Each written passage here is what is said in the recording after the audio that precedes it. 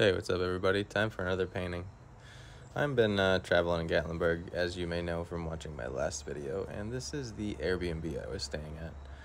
I'm always looking for some new ideas and some things to paint, and at first I was gonna paint outside the porch, the mountain scene, but it ended up being too late when I wanted to start, so I just turned the easel around and painted the house instead.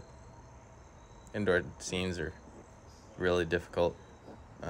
Or more difficult, maybe I should say. There's more light sources, there's colors that aren't as thematic because you don't have as much atmospheric perspective going on, and it's just the shapes are, there's a lot of different shapes as you can see in this shot. There's so many different objects in the room, you know, from that saturated red box to the table to the chairs to the cat house to the fixtures on the wall. It just goes on and on. So I often enjoy indoor scenes because, I don't know, I just feel like they level me up. There's a lot going on, like I said. Anyway, finally getting the sketch done here and putting in the color, the first wash, as I should say, using watercolor. And I've been doing a lot of experimenting with watercolor lately and gouache, as I've started in opaques and have slowly migrated over to transparent paints due to mainly how easy they are on brushes, how easy it is to clean, how portable they are. Mainly a lot of like the ease of use reasons are why I like it so much. So I've been trying to learn how to manipulate it as well as acrylics, which I'm more used to. And I actually really love gouache, like a pure gouache painting.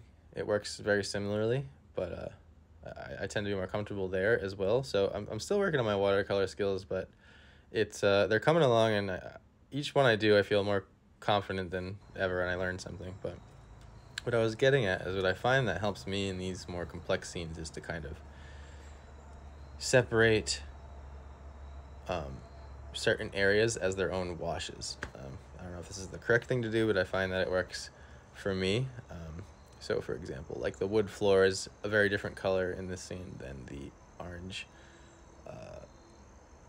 walls, because the orange walls are literally orange paint, so it's more saturated, as the wood on the floor, it's more kind of like raw umber and burnt sienna, which burnt sienna has red, but I found that it helped me to make them feel more different than each other by making them their own separate washes.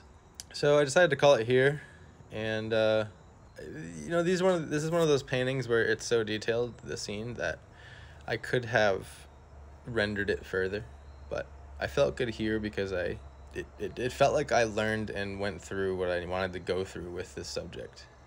And I guess what I mean by that is I always try to find something that will either teach me or challenge me, and this was definitely one of them. As you can see, I went for a little kind of a paintception here. Anyway, I hope you enjoyed watching. Thank you if you made it this far, and be sure to like and subscribe for more art content. Also, most artworks you see me finish here are available as the original and a print version on my website, planetjokum.com, so be sure to check that out if you have a chance. Thank you.